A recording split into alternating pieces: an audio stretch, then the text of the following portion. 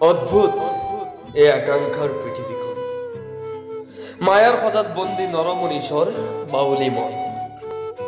আকাশখন সদায় মূৰৰ ঊৰ্ধ জীৱনীবোৰে সদায় আকাশ চোৱাৰ সপোন ৰচে কিছু কিছু কাহানী আধাতেই অন্ত পৰে আৰু কিছু কাহানীৰ মৃত্যুৰ পিছতো পুনৰ জনম ঘটে কোনোৱে দৌৰে পখিলাৰ পিছত কোনোৱে লৈ বাগিচা সজোৱাৰ পণ মাথো ব্যস্ত সকলো চাৰিওফালে কেৱল কম্পিটিশ্যন ৰজাই হুকুম দিছে এদিন সেদিন বাই কি হুকুম দিছে এদিন সেদিন বাই কি হুকুম দিছে ৰজাই হুকুম দিছে মই লৰালিৰ কথা ক'ব বিচাৰিছো মোৰ খুমিষ্ট লৰালি তাহাৰি চাইকেলৰ টায়াৰটোৰ পিছে পিছে দৌৰি যি হৰ্ষ লভিছিলো সেই মত্ত তাৰ আগত আজিৰ ভালপোৱাৰ বজাৰত সুলভ মূল্যত উপলব্ধ মই তোমাৰ অবিহনে কেনেকৈ জীয়াই থাকিম উক্ত বাক্যষাৰৰ ভৰ তেনেই নগণ্য খেল ধেমালি হাঁহি তামাচাবোৰৰ মাজেৰে মন্দাকিনীৰ প্ৰৱাহ ঘটিছিল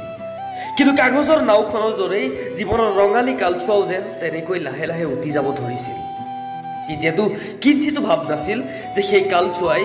জীৱনৰ এক অন্যতম অলংকাৰ আছিল প্ৰতিটো জন্মোৎসৱতে আনন্দ লাগিছিল আৰু এবছৰ ডাঙৰ হলো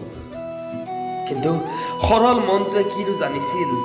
দিনে দিনে যে তমসাৰ গ্ৰাসতে সোমাই গৈ আছো ভৱিষ্যত নামৰ মাদলীডালৰ যিমান ওজন হয়তো এটা গাধৰু সিমান ওজন কঢ়িওৱাৰ দুৰ্দশা নহয় হয় আমি এই জীৱশ্ৰেষ্ঠ কেতিয়াবা নিশাৰ চন্দ্ৰটোলৈ একেথৰে চাই ভাবো কিহৰ ইমান অসন্তৰ কিবা মগজুৰ উৎপীড়ন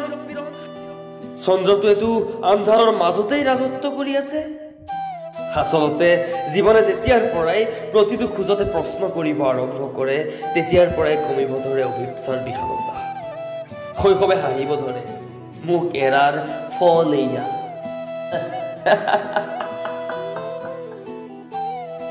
সঁচাকৈ অদ্ভুত এই আকাংক্ষাৰ পৃথিৱীখন মায়াৰ সজাত বন্দী নৰমনীষৰ বাউলী মন